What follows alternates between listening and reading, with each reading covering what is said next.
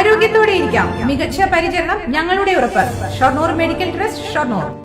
നെന്മാറ ഇരട്ട കൊലപാതക കേസിലെ പ്രതി ചെന്താമരയെ പോലീസ് കസ്റ്റഡിയിൽ വിട്ടു.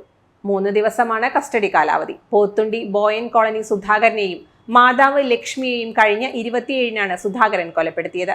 കസ്റ്റഡിയിൽ വാങ്ങിയ പ്രതി ചെന്താമരയുമായി പോത്തുണ്ടി ബോയൻ കോളനിയിൽ തെളിവെടുപ്പ് നടത്തി.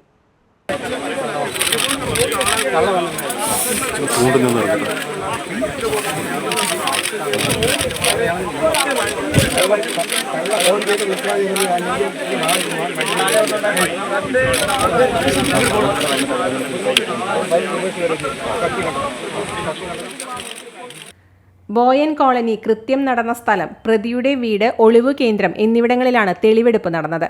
കൃത്യം പുനരാവിഷ്കരിച്ചും തെളിവ് ശേഖരിക്കും. ചെന്താമരയും ഭാര്യയും വേർപിരിയാനിടയായത് സുധാകരന്റെ ഭാര്യ സജിതയാണെന്ന് വിശ്വസിച്ച ചെന്താമര സജിതയെ 2019 കൊല ചെയ്തിരുന്നു.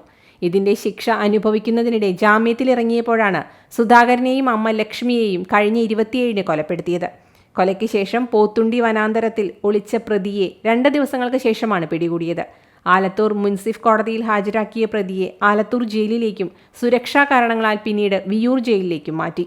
ഒരു പോലീസുകാരനെയും പരിസരവാസിയായ ഒരു സ്ത്രീ ഉൾപ്പെടെ 5 പേരെയും കൊല്ലാൻ ചെന്താമര ലക്ഷ്യം വെച്ചിരുന്നു.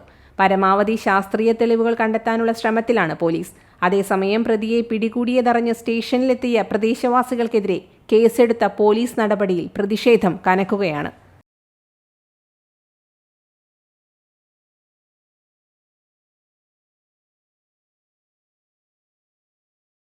Time Kids Preschool, Mannannur road, Vaniyamkulam. .view News. കാഴ്ചകളാണ് ലോകം, കണ്ടു തുടങ്ങുക.